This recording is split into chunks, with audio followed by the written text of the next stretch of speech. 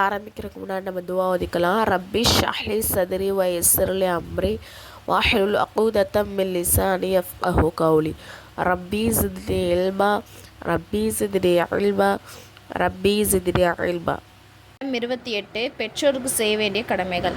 அல்லாஹ் தாலாவின் கட்டளையாகும். அதாவது உங்களது இறைவன் தன்னை தவிர மற்றொரு வணங்கக்கூடாது என்று அல்லாஹ் என்ன பண்ணியிருக்கான், கட்டளையிட்டிருக்கான்.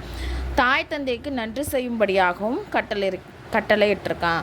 உங்களிடம் இருக்கும் அவர்கள் ஒருவரோ அல்லது இருவருமோ முதுமை அடைஞ்சிட்டாங்க அப்படின்னு சொன்னால் அவங்கள என்ன பண்ணக்கூடாது, விரட்டவும் வேண்டாம். அவர்களை என்ன பண்ணக்கூடாது, சீன் கூட சொல்லக்கூடாது. அவங்கள்ட்ட பணிவுடன் நடந்து கொள்ள வேண்டும். அன்று என் ரச்சகா நான் குழந்தையாக இருந்தபொழுது மிக்க அன்பாக என்னை அவர்கள் வளர்த்து பாதுகாத்தது போல் நீயும் அவ்விருவர் மீது அன்பும் அருளும் புரிவாய் என்று நம்ம என்ன பண்ணணும், பிரார்த்தனை செய்ய வேண்டும் என்று அல்லாஹ் தாலா குர்ஆனில் சொல்கிறான். ஒரு மனிதர் நப்சலாசலம் கேட்குறாங்க, அல்லாஹ்வின் தூதரே, பிள்ளைகள் மீது பெற்றோருக்கான உரிமை எவ்வளவு இருக்குது அப்படின்னு கேட்குறாங்க. அதாவது பெற்றோருக்கு பிள்ளைகள் எவ்வளோ உரிமை இருக்குது அப்படின்னு. அதற்கு அவர்கள், உமக்கு சொர்க்கமும் நரகமாக இருக்கிறாங்க. அதாவது நம்ம நல்லபடியாக நடந்துக்கிட்டோன்னா அவங்க மூலமாக நம்ம சொர்க்கம் போகலாம். அவங்கள்ட்ட நம்ம எந்த அளவுக்கு நடந்துக்கிறோமோ, கெடுதலாக நம்ம நடந்துக்கிட்டோம் அப்படின்னு சொன்னால் நரகம்தான் அப்படின்னு சொல்கிறாங்க. அதே மாதிரி இன்னொரு ஹதீஸில் நப்சலாசன் சொல்லியிருக்காங்க, அல்லாஹ்வின் திருப்தியில் அதாவது அல்லாஹ்வின் திருப்தி யாரில் இருக்குது, தந்தையோட திருப்தியில் தான் இருக்குது. அல்லாஹுடைய கோபம் தந்தையோட கோபத்தில் இருக்குது. அதாவது நம்ம தந்தையை திருப்தியாக அவங்கள நல்லபடியாக பார்த்துக்கிட்டோம் அப்படின்னு சொன்னால் அல்லாஹும் திருப்தி அடைகிறான். அவங்கள நம்ம கோபப்படுத்திக்கிட்டு அவங்கள கஷ்டப்படுத்துகிறோம் அப்படின்னு சொன்னால் அல்லாஹும் என்ன பண்ணுறான், கோபம் அடைகிறான். பெற்றோருக்கு நடந்து கொள்ளும் முறைகள் என்னென்னா, அவங்கள்ட்ட அன்பு செலுத்துறது, மரியாதையுடன் ஒழுக்கத்துடன் அவங்கள்ட்ட நடக்கிறது, அப்புறம் அவங்களுக்கு கட்டுப்பட்டு நடக்கிறது, அவங்கள நிம்மதியாக இருக்க வைக்கிறது. அதாவது என்னென்னா, சிரமத்தை கொடுத்து அவங்கள இது பண்ணாமல் நிம்மதியாக அவங்கள வாழ செய்கிறது, பணிவிடை செய்வது, தேவைகளை நிறைவேற்றணும், உள்ளம் நோகாமல் வச்சுக்கணும், உரத்த கொள்ள என்ன பண்ணக்கூடாது, பேசக்கூடாது, மகிழ்ச்சியாக வைப்பது, வெறுப்பு கொள்ள செய்யக்கூடாது, எப்பொழுதும் அவர்கள் பாவ மன்னிப்பிற்காக அருள் கிடைப்பதற்காக என்ன பண்ணணும், துவா செஞ்சுக்கிட்டே இருக்கணும். பெற்றோர் நண்பர்கள்ட்டையும் நம்ம என்ன பண்ணிக்கணும், நல்ல முறையில் நடந்துக்கணும். பெற்றோருக்கு மட்டும் இந்த எல்லாமே கிடையாது, அவங்களுடைய நண்பர்கள்ட்டையும் நான் நல்லபடியாக நடந்துக்கணும். பெற்றோர் இறந்த பிறகு அவர்களுக்கு இபாதத் மற்றும் தானம் தர்மம் செய்து நன்மைகளை சேர்ப்பிப்பது. பெற்றோர்கள் ஏதாவது கடனை விட்டு போயிருந்தாங்க அல்லது வசியத்தை ஏதாவது செஞ்சுருந்தாங்க அப்படின்னு சொன்னால் அதை என்ன பண்ணணும், நிறைவேற்றி வைக்கணும். இந்த படத்தோடைய கொஷின் பெற்றோர் சம்பந்தமாக வந்துள்ள சில ஆயத்துக்கள் ஹதீஸ்களை கூறுக, பெற்றோரின் கடமைகள் என்ன. அடுத்த படம் பாடம் 29, உறவினருக்கு செய்ய வேண்டிய கடமைகள். நபிசல்லாஹ் சொல்லியிருக்காங்க, நிச்சயமாக ரஹம் அப்படிங்கிற வார்த்தை எதுலேருந்து வந்திருக்கு அப்படின்னு சொன்னால் ரஹ்மான் அப்படிங்கிற வார்த்தையிலேருந்து தான் வந்திருக்கு. ரஹம் என்பதற்கு உறவுமுறை என்பது பொருள். சரிங்களா, ரஹம்ங்கிறது உறவுமுறை. அதாவது உறவுமுறை ரஹ்மானுடைய ரஹ்மத்தின் ஒரு உறவுமுறையே சேர்வாரோ அவருடன் நான் சேருவேன். அதாவது ரஹ்மான்கிறது அல்லாவை குறிக்கிறது. அந்த ரஹ்மான்கிற வார்த்தையிலேருந்து தான் அந்த ரஹம் வருது.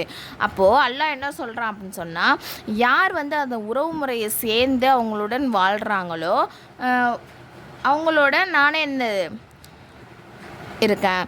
யார் உறவு முறையை துண்டிச்சு இருக்கிறாங்களோ அவங்கள நானே துண்டிச்சிருவேன் அப்படின்னு சொல்லிட்டு நபிசல்லாஹ் சொல்லியிருக்காங்க. அல்லாஹ் சொல்வதாக நபிசல்லாஹ் சொல்லியிருக்காங்க. சரிங்களா, நபிசல்லாஹ் அவர்கள் கூறினார்கள், எவர் தனது இரணத்தின் பரக்கத்தையும் ஆயுளின் அதிகத்தையும், அதாவது நம்மளுடைய உணவுடைய பரக்கத், நமக்கு தேவையான எல்லா விஷயத்துலையும் நம்ம பரக்கத்தை தானே விரும்புவோம். அதாவது நம்ம வசதி வாய்ப்பாக இருக்கணும், அதே மாதிரி நோய் நொடி இல்லாமல் வாழணும் தானே நம்ம நினைப்போம், அதிக காலத்துக்கு வாழணும். இந்த மாதிரி நினைக்கிறவங்க என்ன பண்ணணும் அப்படின்னு சொன்னால், அவங்களுடைய உறவுகளுடன் என்ன பண்ணணும், நல்ல முறையில் நடந்துக்கணும் அப்படின்னு சொல்கிறாங்க. அடுத்தது உறவினர்கள் நல்ல முறையில் நடக்க வேண்டும். அவர்கள் தம்முடன் அநியாயமாக நடந்திருந்தாலும் சரிதான், அவங்க நமக்கு என்ன தான் கெடுதல் பண்ணாலும் நம்ம அவங்களுக்கு என்ன பண்ணக்கூடாது, கெடுதல் பண்ணாமல் அவங்கள்ட்ட நல்ல முறையில் தான் நடந்துக்கணும். உறவினர்களை சந்தித்து நலம் விசாரிக்க வேணும். தமது சக்திக்கு தக்கவாறு உறவினருக்கு என்ன பண்ணணும், செலவு செய்ய வேண்டும். உறவினர்களுக்கு தேவை ஏற்படும் போது உடலாலும் பொருளாலும் என்ன பண்ணணும், உதவி செய்யணும். இந்த படத்தோட கொஸ்டின் உறவினர்கள் கடமைகள் சம்பந்தமாக ஒரு ஹதீஸ் கூற, உறவினர்கள் உறவினரின் கடமைகள் என்ன? அடுத்த படம் வந்து அண்டை வீட்டாருக்கு செய்ய வேண்டிய கடமைகள். சரிங்களா? நபி ஸல்லல்லாஹு அலைஹி வஸல்லம் வந்து சொல்கிறாங்க, அல்லாஹ் மீது ஆணையாக அவர் முஃமின் அல்ல, அல்லாஹ் மீது ஆணையாக அவர் முஃமின் அல்ல அப்படின்னு சொல்லிட்டு 3 தடவை வந்து சொல்கிறாங்க. ஏன் அப்படி சொல்கிறாங்கன்னா, எவருடைய சிரமத்தாலும் தீமையாலும் அண்டை வீட்டார் வந்து நிம்மதியுடன் இல்லையோ அவர் வந்து என்னது உண்மையான முஃமின் இல்லை. அதாவது பக்கத்து வீட்டிலே இருந்துக்கிட்டு ரொம்ப சிரமம் கொடுத்துக்கிட்டு இருப்பாங்க இல்லையா, அதனால் அந்த பக்கத்தில் உள்ளவங்க வீட்டுக்கும் ரொம்ப சிரமம் ஏற்படும். இப்போ 2 வீடு இருக்குது அப்படின்னு சொன்னால் ஒருத்தவங்க வந்து இன்னொருத்தவங்களுக்கு ரொம்ப சிரமத்தை ஏற்படுத்திக்கிட்டே இருக்காங்க அப்படின்னு சொன்னால் அந்த சிரமத்தை ஏற்படுத்துகிறாங்க இல்லையா, அவங்க வந்து உண்மையான முஃமின் கிடையாது அப்படின்னு சொல்லிட்டு 3 தடவை ரசூலுல்லாஹ் வந்து சொல்லியிருக்காங்க. அண்டை வீட்டாருடன் நல்ல முறையில் நடக்கணும். அவர்களுக்கு எவ்வித சிரமத்தையும் என்ன பண்ணக்கூடாது, கொடுக்கக்கூடாது. சிரமப்படும் நேரத்தில் அவருக்கு என்ன பண்ணணும், ஆறுதல் கூறணும். மேலும் அவங்களுக்கு என்ன பண்ணணும், ஹெல்ப் பண்ணணும்.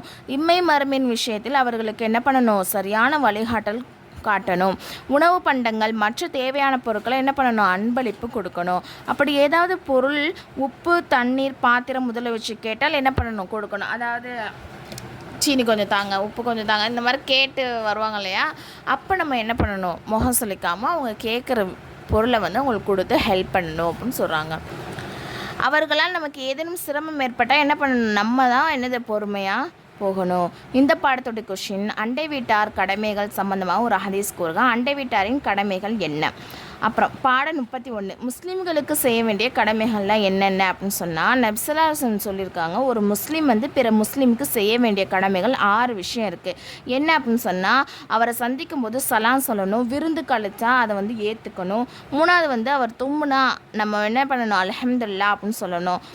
அதாவது அவங்க தும்பி அல்ஹம்துலில்லாஹ் சொல்கிறாங்க அப்படின்னு சொன்னால் அதுக்கு நம்ம பதில் என்ன பண்ணணும், யர்ஹம்கல்லான்னு சொல்லணும். 4வது விஷயம் வந்து அவர் நோய் வந்து நோய்வாய்ப்பட்டிருக்காங்க அப்படின்னு சொன்னால் அவங்களுக்கு நல்லா விசாரிக்க சொல்லணும். அவர் இறந்துட்டாங்க அப்படின்னு சொன்னால் அவங்களுடைய ஜனாஸெல்லாம் என்ன பண்ணணும், கலந்துக்கணும். 6வது விஷயம், தனக்கு விரும்புவதே என்ன பண்ணணும், அவருக்கும் விரும்பணும். இந்த 6 விஷயம் என்னது, ஒரு முஸ்லீம் இன்னொரு முஸ்லீமுக்கு செய்ய வேண்டிய கடமையாக இருக்குது. அதே மாதிரி நபி ஸல்லல்லாஹு அலைஹி வஸல்லம் சொல்லியிருக்காங்க, நீங்கள் ஒருவருக்கொருவர் என்னது பொறாமை கொள்ளாதீர். வியாபாரத்தில் வாங்கும் நோக்கம் இல்லாமல் ஏமாற்றுவதற்காக என்ன பண்ணக்கூடாது, அதிக பிரசங்கித்தனம் செய்யாதீர்கள். அதாவது ஒரு பொருளை வாங்க மாட்டாங்க, ஆனால் அதை பற்றி டீட்டெயிலாம் கேட்டுக்கிட்டு விலையை ஏற்றிக்கிட்டு குறைச்சிக்கிட்டு இந்த மாதிரி விஷயத்துலலாம் பண்ணாதீங்க. ஒருவருக்கொருவர் என்ன பண்ணாதீங்க, குரோதம் கொள்ளாதீர்கள். முகம் சுளிக்காதீர். ஒருவர் பேசிய பேரத்தின் மீது பேரம் பேசாதீர்கள். சரிங்களா? பேரம் பேசுவாங்க இல்லையா, அந்த இதில் வந்து ஒருத்தவங்க பேசிக்கிட்டு இருக்கும்போது நீங்களும் குறுக்க போய் அந்த பேரம் பேசுகிற இந்த விஷயங்கள்லாம் பண்ணக்கூடாது. அவங்க பேசி முடிச்சிட்டாங்க, வாங்கி முடிச்சிட்டாங்க அப்படின்னு சொன்னதுக்கப்புறம் தான் நம்ம வந்து நம்மளுடைய ரேட்டை பேசி வாங்கணும். நீங்கள் அல்லாஹ்வின் அடியார்களாக ஒருவருக்கொருவர் சகோதரராக இருந்து வாருங்கள். ஒரு முஸ்லீம் பிற முஸ்லீமின் சகோதரர் ஆவார். அவர் யாரிடமும் என்ன பண்ண மாட்டார், வரம்பு மீற மாட்டார். யாரையும் கேட்பார் என்று விட மாட்டார். யாரையும் என்ன பண்ண மாட்டார், இழிவாக கருத மாட்டார். அதே மாதிரி இன்னொரு ஹதீஸில் நபி ஸல்லல்லாஹு அலைஹி வஸல்லம் சொல்லியிருக்காங்க, அவங்க வந்து என்ன பண்ணுறாங்கன்னா அவங்க தனது நெஞ்சில் பக்கம் வந்து சுட்டி காட்டி 3 தடவை இவ்வாறு சொல்கிறாங்க. என்னென்னா, தக்வா இங்கே இருக்குது அப்படின்னு சொல்லிட்டு என்ன பண்ணுறாங்க, நெஞ்சை வந்து சுட்டி காட்டுறாங்க. அதாவது ஒருவர் பிற முஸ்லீமை வந்து எனது கேவலமாக நினைப்பதே அவர் கெட்டவர் என்பதற்கு போதுமானதாகும். இப்போ வந்து நம்ம வந்து நல்லவங்களா கெட்டவங்களான்னு எப்படி தெரியும்னா, பிற முஸ்லீமை பற்றி நம்ம எப்படி கேவலமாக நினச்சிட்டோம் அப்படின்னு சொன்னால் நம்ம கெட்டவங்க அப்படின்னு சொல்கிறாங்க. சரிங்களா? ஒரு முஸ்லீமின் ரத்தம், உடல், பொருள், மானம், மரியாதை அனைத்தும் எனது அடுத்த முஸ்லீம் மீது ஹராமாகும். அதாவது அவங்கள அடித்து துன்புறுத்துறது, இந்த மாதிரி பொருளை வந்து அபகரிச்சுக்கிறது, இது எல்லாமே நமக்கு என்னது, ஹராம். அதாவது மற்றவங்களுடைய, அதாவது நம்ம முஸ்லீம் இருக்கோம், இன்னொரு முஸ்லீம்களுடைய அடித்து துன்புறுத்தக்கூடாது. சரிங்களா? அதன் மூலமாக அவங்களுக்கு ரத்தம் ஏற்படுது, உடலில் அடிப்படுது, அதே மாதிரி அவங்களுடைய பொருளை அபகரிக்கிறதுலாம் நமக்கு என்னது, ஹராம்னு சொல்கிறாங்க. விளங்குதா? அடுத்தது வந்து, எனவே நாம் நமது முஸ்லீம் சகோதரர்களின் உரிமைகளை நிறைவேற்றுவதில் முயற்சிக்க வேண்டும். கீழே வரிசையாக முஸ்லீம்களின் உரிமையை வந்து என்ன சொல்லியிருக்காங்க அப்படின்னு சொல்கிறாங்க. என்னென்ன விஷயம் அப்படின்னு பார்த்தோம்னா, நேசமாக இருப்பது. சரிங்களா? பொறாமை, குரோதம்லாம் என்ன பண்ணக்கூடாது, அவங்க மேலே கொள்ளக்கூடாது. 2வது பாயிண்ட், நல்ல முறையில் மிருதுவாக நடப்பது, சிரமம் கொடுக்காமல் இருப்பது, சிறியர் மீது இரக்கமாகவும் பெரியோருக்கு என்னது மரியாதையாகவும் ஆலிம்களுக்கு கண்ணியமும் செய்வது. பிறர் நலம் பேணுபவராகவும் நன்மையை நாடுபவராகவும் இருப்பது. எப்போதும் என்னது பண்ணக்கூடாது, கெடுதியே நினைக்காமல் இருப்பது. சந்திக்கும் போது சலாம் சொல்லணும். சலாம் சொன்னால் அதுக்கு பதில் சொல்லணும். விருந்துக்கு அழைச்சாங்க அப்படின்னு சொன்னால் அதை நம்ம ஏற்றுக்கணும். அவங்க முடியாமல் இருக்காங்க அப்படின்னு சொன்னால் அவங்கள போய் நலம் விசாரிக்கணும்.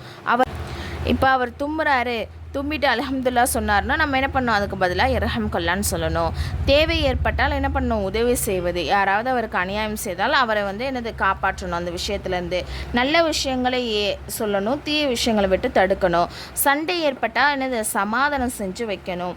பெருந்தன்மையோடு நடந்துக்கணும். மேலும் 3 நாட்களுக்கு மேலே என்னது 3 நாட்களுக்கு மேலே பேசாமல் இருக்கக்கூடாது.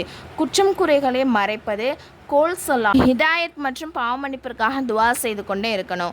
இறந்து விட்டால் ஜனாசத் தொழுகையின் அடக்கத்திலும் என்ன பண்ணணும், கலந்து கொள்ளணும். இந்த பாடத்தோட கொஷின், முஸ்லீம்களின் கடமைகள் சம்பந்தமாக ஒரு ஹதீஸின் தர்ஜுமாவை கூறுக. முஸ்லீம்களின் கடமைகள் என்ன? இதோட அல்ஹம்துலில்லாஹ் மசாயிலோடைய பாடங்கள் ஃபுல்லாக முடிஞ்சிருச்சு. ட்ரீம் முஅல்லமா கோர்ஸ் இதில் ஜாயின் பண்ணுற விருப்பம் உள்ள ஒன்லி லேடிஸ் மட்டும் கீழே டெலகிராம் லிங்க் கொடுத்துருக்கேன். அந்த குரூப்பில் ஜாயின் பண்ணிக்கோங்க. அதில் மற்ற டீட்டெயில்ஸ்லாம் இருக்குது.